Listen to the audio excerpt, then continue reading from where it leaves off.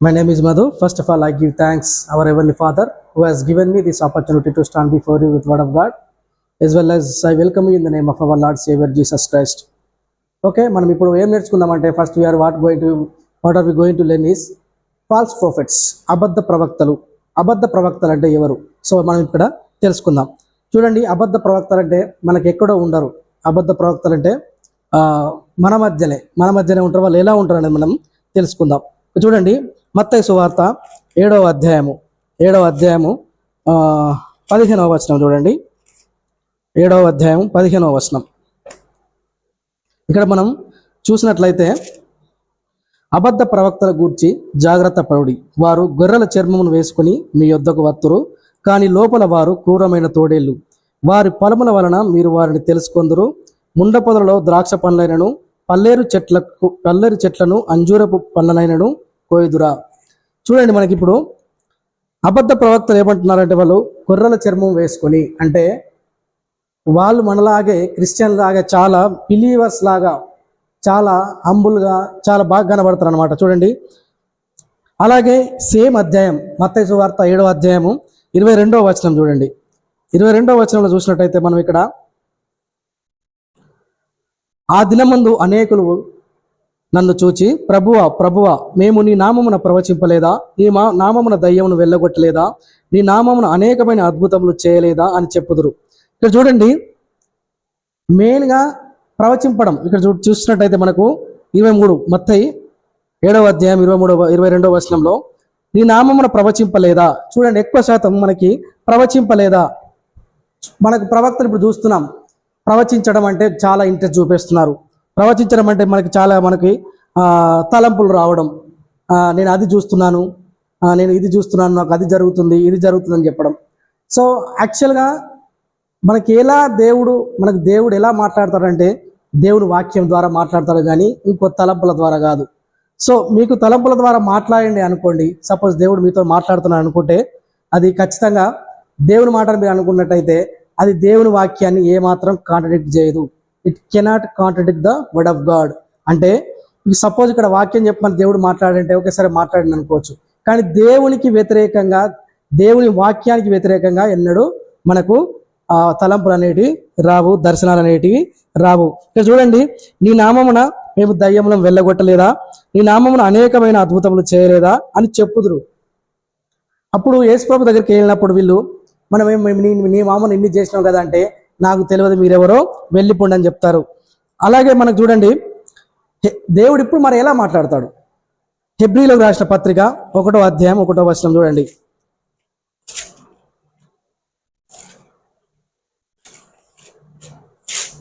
హెబ్రీలకు రాసిన పత్రిక 1వ అధ్యాయము 1వ వచనము చూసినట్టయితే మనకి, పూర్వకాలమందు నానా సమయములలోను నానా విధములుగాను ప్రవక్తల ద్వారా మన పితరులతో మాట్లాడిన దేవుడు ఈ దినముల అంతమందు కుమారుని ద్వారా మనతో మాట్లాడెను.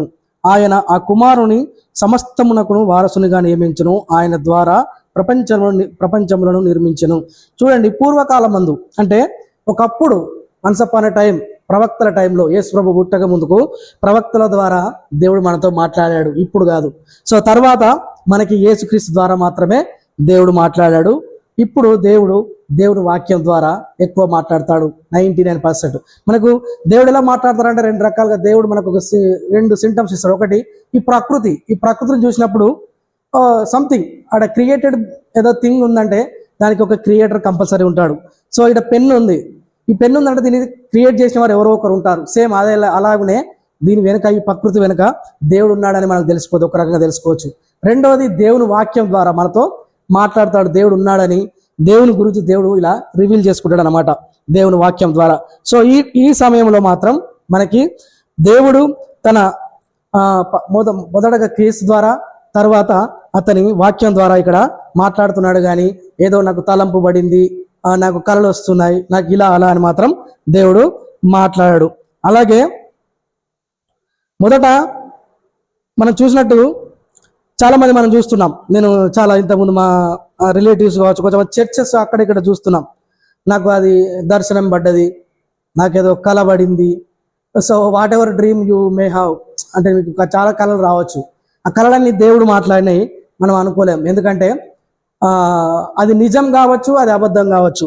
దేవుని మాట ఎప్పుడు ఒక్క మాట కూడా తప్పిపోదు అనేది ఇక్కడ మనం తెలుసుకోవాలి.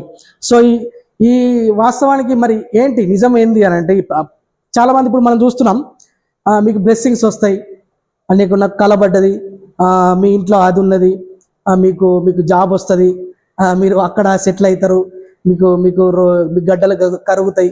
ఇది కాదు.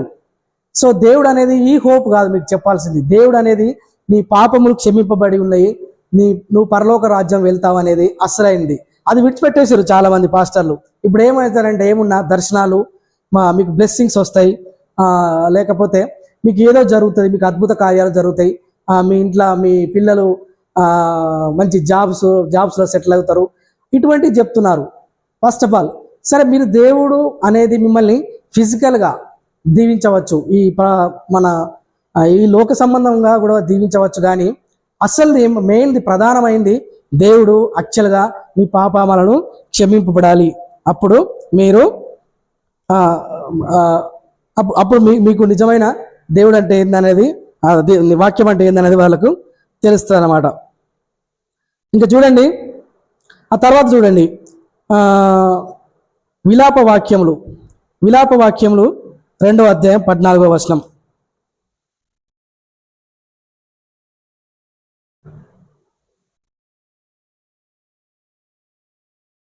విలాప వాక్యములు 2వ అధ్యాయం 12వ వచనం. నీ ప్రవక్తలు నిరర్ధకమైన వర్త దర్శనములు చూచి ఉన్నారు, నీవు చెరలోనికి పోకుండా తప్పించుటకై వారు నీ దోషములను నీకు వెల్లడి చేయలేదు. వారు వ్యర్థమైన ఉపదేశములు పొందిన వారైరి, తోవ త్రప్పించి దర్శనములు చూచిన వారైరి. ఇక చూడండి, వారు వ్యర్థమైన ఉపదేశములు, మీరు వారి దోషములను నీకు వెల్లడించలేదు. ఇక్కడ చూసినట్టయితే క్లియర్గా చెప్తారు, నీ ప్రవక్తలు నిరర్ధకమైన వ్యర్థ దర్శనములు చూచి ఉన్నారు అంటే, ప్రవక్తలు పనికిరాని దర్శనాలు చూసి నీవు చెరలో పోకుండా తప్పించుటకై వారు నీ దోషములను నీకు వెల్లడించలేదు. ఇక్కడ ఏమనుందంటే, విలాప వాక్యంలో 2వ అధ్యాయం 14వ వచనం చూసుకున్నట్టయితే, నీ దోషములను నీకు వారు వెల్లడించలేదు అంటే, నీ దోషాలను వారు నీకు వెల్లడించలేదు అంటే, నీ పాపాలను నీకు ఫస్ట్ చెప్పడం లేదు. ఫస్ట్ మనం చెప్పేది ఏంటంటే, ఒక వ్యక్తికి నీ పాపాలు, దేవుని నమ్మితే నీ పాప క్షమాపణ జరుగుతుంది, నువ్వు పరలోక రాజ్యం వస్తా అనేది మెయిన్ ఇక్కడ. అది విడిచిపెట్టేసిర్రు. ఈ వల్లి సంబంధమైన థింగ్స్ మీద ఆధారపడి వల్లి సంబంధం, ఈ ప్రపంచకు సంబంధమైన, ఈ లోక సంబంధమైన వాటి మీదనే దృష్టి ఉంచుతున్నారు. మెయిన్గా ఏంటంటే, నీ పాపాలు క్షమింపబడతాయి, నువ్వు దేవుని దగ్గరికి రా అనేది పక్కెట్టేసి, అది కొంత వాళ్ళు చెప్తురో లేదో తెలియదు కానీ అది పక్కెట్టేసి మొత్తం నీకు బ్లెస్సింగ్స్ వస్తాయి, నీకు అది అవుతుంది, నీకు ఇది అవుతుంది. ఓకే, మనకు బ్లెస్సింగ్స్ వస్తాయి కావచ్చు, మన దేవుణ్ణి మనం రిక్వెస్ట్ చేస్తామా, లేకపోతే దేవుడిని డిమాండ్ చేస్తామా? ఎవరైనా మనం రిక్వెస్ట్ చేస్తాం. దేవుని రిక్వెస్ట్ చేస్తే దేవుడు ఇస్తాడు, దేవుని చిత్తం అయితేనే ఇస్తాడు. దేవుని చిత్తం కాకపోతే ఇప్పుడు ఇవ్వచ్చు, తర్వాత ఇవ్వచ్చు, దేవుని ఇష్టం. అసలు దేవుడు ఇవ్వకపోవచ్చు, ఎందుకంటే దేవుని క్వశ్చన్ చేయడానికి మనకు అధికారం లేదు. సో అది నిజమైన వాక్యం, అది నిజమైన దేవుని మాట. కానీ నీకు ఖచ్చితంగా ఇస్తాడు, నీకు ఖచ్చితంగా నీ రోగాలు పోతాయి, నీ అప్పులు పోతాయి, నీ బాధలు పోతాయి. సో ఇవి 100% కాదు, దేవుడు ఇస్తాడు. దేవుడు నిన్ను అదే సిచ్యువేషన్ కూడా తీసుకెళ్తాడు.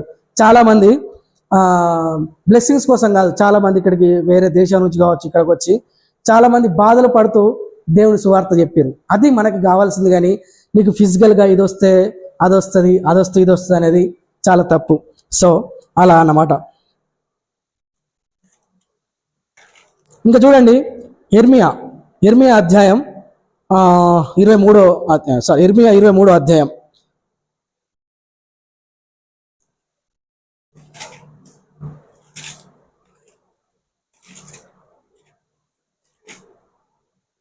ఇర్మియా 23వ అధ్యాయం 16-17 వచనాలు చూద్దాం.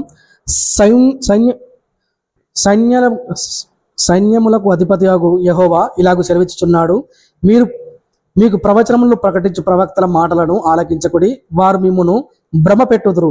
వారు నన్ను తృణీకరించు వారితో మీకు క్షేమము కలుగునని యెహోవా సెలవిచ్చుననియు, ఒకడు తన హృదయ మూర్ఖత చొప్పున నడవగా వానితో మీకు కీడు రాదని చెప్పుచు యెహోవా ఆజ్ఞను బట్టి మాట్లాడక తమ తోచిన దర్శనమును బట్టి పలుకుదురు. వీళ్ళు ఏంటంటే దర్శనాలు మొత్తం కళల మీద, దాకా అద కలవడ్డది, ఈ కలవడ్డది అని చెప్పుచు మీకేం కాదు, మీకు అది జరుగుతుంది ఇది జరుగుతుంది అని చెప్పడం అనేది చాలా తప్పు. అలా చెప్పడమే ఫేక్, అలా చెప్పడం అనేది తప్పు. అది పాస్టర్ కావచ్చు, వెదర్ బిలీవర్ కావచ్చు, హూ ఎవర్ మేబీ, నీకు వాళ్ళకి అది వస్తుంది ఇది వస్తుంది అని చెప్పడం అనేది చాలా తప్పు. అలాగే సేమ్ చూడండి ఇర్మియాలో ఇంకో 25వ వచనం, సేమ్ అధ్యాయం 23వ అధ్యాయం 25వ వచనం తీసుకుందాం. కలకంటిని అని చెప్పుచు నా నామమున అబద్ధమును ప్రకటించు ప్రవక్తలు పలికిన మాట నేను విని ఉన్నాను.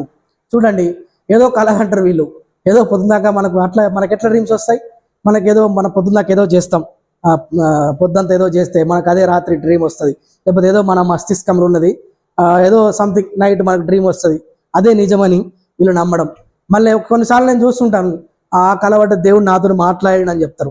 చెప్పిన తర్వాత అది నిజం కాదు. ఏమైంది అని అంటే వీళ్ళు బైబిల్ నుంచి ఇంకోటి మిస్కోట్ చేస్తారు. ఆ గిడ దేవుడు చెప్పింది ఇక్కడ కాలేదు కదా, దేవుడు చెప్పింది ఎక్కడ కాకుండా బైబిల్ అన్నది లేదు. కావాలంటే నేను చూపిస్తాను. ప్రతి దగ్గర దేవుని మాట నెరవేర్చబడింది, నెరవేర్చబడుతుంది, నెరవేర్చబడుతుంది కూడా. సో ఇందులో ఎటువంటి డౌట్ లేదు. అది మీ తలంపులు, మీ మైండ్ సెట్ కరెక్ట్ లేక కలగను అని చెప్పేసి అలా చేస్తున్నారు అన్నమాట. అలాగే చూడండి మత్తయి సువార్త 24వ అధ్యాయం.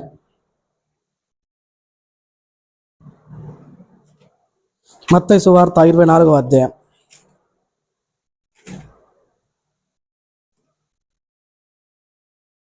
మత్తయి సువార్త 24:4-5. ఇక్కడ చూడండి, యేసు వారితో ఇట్లనను, ఎవడును మిమ్మును మోసపరచకుండా చూచుకునుడి. అనేకులు నా పేరిట వచ్చి నేనే క్రీస్తునని చెప్పి పలువురిని మోసపరచెదరు. మరియు మీరు యుద్ధములను గూర్చియు యుద్ధ సమాచారములను గూర్చియు వినబోదురు. వినండి, ఇక్కడ మనకు ఫస్ట్ 4th చూసుకుంటే వారితో మిమ్మల్ని మోసపరచకుండా చూసుకున్నాడు. అనేకులు నా పేరిట వచ్చి నేనే క్రీస్తునని చెప్పి పలువురిని మోసపడతారు. ఇంకా టైం వస్తుంది. ఇంకా చాలా మంది ఏం చేస్తారంటే నేనే క్రీస్తునని కూడా వస్తారు, నేనే దేవుడిని అని కూడా చెప్పే అవకాశాలు ఉన్నాయి. అలాగే సేమ్ అధ్యాయంలో మనం చూసినట్టయితే ఓకే సేమ్ అధ్యాయం 4:5 చూసినాం. అలాగే మనం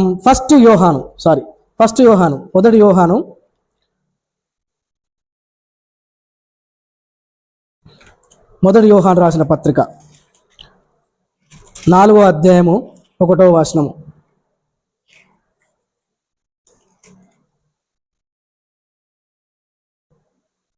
మొదటి యోహాను 4వ అధ్యాయము 1వ వచనం. ప్రియులారా అనేకులైన అబద్ధ ప్రవక్తలు లోకంలోనికి బయలు వెళ్ళి ఉన్నారు కనుక ప్రతి ఆత్మను నమ్మక ఆయా ఆత్మలు దేవుని సంబంధమైనవో కావో పరీక్షించుకోండి. చూడండి, ఇక్కడ ఎవరు పరీక్షించుకోవాలి? మనమే పరీక్షించుకోవాలి.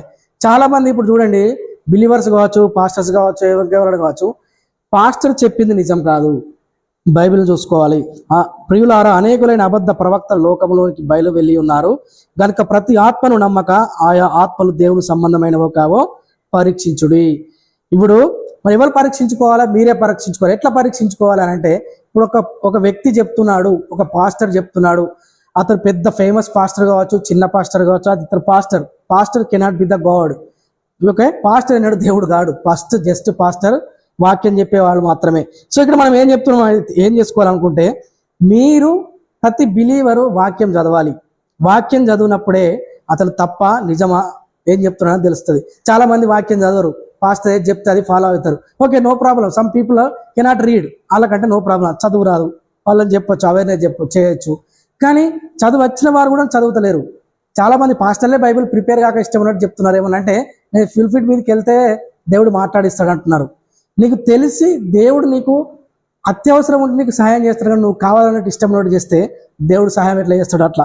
సో ఇక్కడ మనమే పరీక్షించుకోవాలి. ఎట్లా? నిజమైన ప్రవక్తన, ఇది నిజమైన వాక్యమేనా, నిజమైనదేనా, నిజమైన ఆత్మనేనా, ఇది నిజమైన వాక్యమేనా అని ఎవరు పరీక్షించుకోవాలంటే మనమే పరీక్షించుకోవాలి.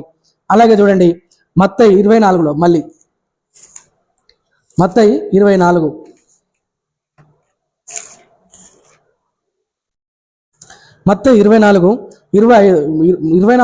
వచనం చూడండి. అబద్ధ క్రీస్తులు అబద్ధ ప్రవక్తలు వచ్చి సాధ్యమైతే, చూడండి, అబద్ధ క్రీస్తులను అబద్ధపు ప్రవక్తలను వచ్చి సాధ్యమైతే ఏర్పరచబడిన వారిని సైతము మోసపరచుటకై గొప్ప సూచన క్రియలు మహత్కార్యములు కనబరచదరు. ఇక్కడ చూసిరా ఎట్లా మోసం జరుగుతుంది, మహత్కార్యాలు సూచన క్రియలు. చూడండి వీళ్ళు వీళ్ళు వీటి ద్వారానే మోసం చేస్తారు. మహత్కార్యాలు అనేటివి ఇప్పుడు చాలా మటుకు అసలు లేవు. మహత్కార్యాలు అంటే ఎట్లా అంటే యేసు ప్రభు శిష్యుల వరకే ఈ మహత్కార్యాలు జరిగినాయి. ఇప్పుడు ఎవ్వరు మహత్కార్యాలు అనేవి జరగవు. ఆ టచ్ అంటే పడిపోవడం ఇవంతా ఫేక్. ఇది వీళ్ళు కావాలని ఆ స్క్రిప్టెడ్గా ఏర్పరచుకొని చాలామంది ఇట్లా చేస్తున్నారు. మరి ఇప్పుడు సరే మీరు నిజంగా దేవుని చోట మీరు చాలా మందిని హీల్ చేస్తున్నారు, చాలా మంది రోగాలు నయమవుతున్నాయి అంటున్నారు కదా. మరి రండి, ఇప్పుడు సపోజ్ హైదరాబాద్కి వెళ్ళి గాంధీ హాస్పిటల్ కానీ ఇక్కడ ఉన్న సిరిసిల్లలో ఉంది మాకు ప్రభుత్వ ఆసుపత్రికి, చాలా మంది రోగంతో బాధపడుతున్నారు. అక్కడికి వచ్చి వాళ్ళందరినీ బాగుపరచండి. ప్రతి ఒక్కరూ దేవుని నమ్ముతారు, మీ ఎమ్మడొస్తారు ఇప్పటికీ. కానీ అవును దేవుని నమ్ముతారు, మరి ఎందుకు రావట్లేదు? మీరు ఏర్పరచుకున్న స్టేజ్ దగ్గర ఎలా బాగవుతున్నాయి? అది తప్పు కదా. యేసుప్రభు శిష్యులు ఒక్క దగ్గర ఉండి బాగు చేయలేదు. ప్రతి ప్లేస్లో తిరుగుతూ, ప్రతి ప్రదేశానికి వెళ్తూ, ఎక్కడెక్కడైతే ఆ రోగంతో బాధపడుతున్నారో, వాళ్ళు అవస్థలు పడుతున్నారో వాళ్ళకి బాగు చేసిండు. యేసుప్రభు కూడా దేశమంతా అక్కడెక్కడ తిరుగుతూ తనకు సాధ్యమైనంత వరకు దేవుడు వాళ్ళని బాగు చేసిండు, శిష్యులు కావచ్చు. మీరు ఎందుకు మరొక స్టేజ్ దగ్గరనే పెట్టుకుని అక్కడే బాగుపరుస్తున్నారు? మీరు కూడా బయటకు రండి, ప్రతి ప్లేస్కి వెళ్ళండి, ప్రతి హాస్పిటల్కి వెళ్ళండి. చాలా మంది సిక్ అయిన రోగులు ఉన్నారు, మరి వాళ్ళని లేపండి, మరి వాళ్ళని బాగు చేయండి. సో అప్పుడు మిమ్మల్ని నమ్ముతారు, వాళ్ళు కూడా దేవుడు నమ్మిపిస్తారు. మేమే నమ్మిపిస్తాం డైరెక్ట్ అలా చేస్తే. సో మరి ఎందుకు జరుగుతుంది? ఓకే, దేవుడు ఇప్పుడు కూడా హీల్ చేస్తాడు కావచ్చు, మీరు టచ్ అని ముట్టగానే హీల్ చేసేది కాదు. మెడిసిన్ వాడుకుంటూ చాలా మంది ఇప్పుడు బయట కొంతమంది హీల్ అయిన వాళ్ళు ఉన్నారు. మెడిసిన్ వాడుకుంటూ దేవుణ్ణి ప్రార్థిస్తే కొంచెం బాగు చేస్తాడు. కానీ మీరు అన్నట్టు టచ్ అనగానే పడిపోయి ఏదో కాళ్ళు ఎన్నలు నడవడం, క్యాన్సర్ ఎన్నలు తక్కువ కావడం. సో ఇదంతా ఫేక్. ఇది మనకు రోమన్స్లో రాస్తుంటాడు క్లియర్గా దేవుడు. రోమియో రాసిన పత్రికలో మిమ్ముని బట్టియే కదా దేవుని నామం అన్యజనుల మధ్యలో దూషింపబడుచున్నది. సో మీరు బట్టే, ఎవరో కాదు, మన క్రైస్తవ సోదరులు, మన పాస్టర్స్, బిలీవర్స్ బట్టే మన దేవుని నామం అన్యజనుల మధ్య దూషింపబడుచున్నది. సో అలా చేయొద్దు ఎవరైనా కూడా. సో అలాగే చూడండి, లాస్ట్ మనం ఏం చెప్పదలుచుకున్నానంటే 1 కొరింథీయులకు రాసిన పత్రిక 15వ అధ్యాయము 19వ వచనం. ఇక్కడ చూడండి, 1 కొరింథియన్స్ 15:19.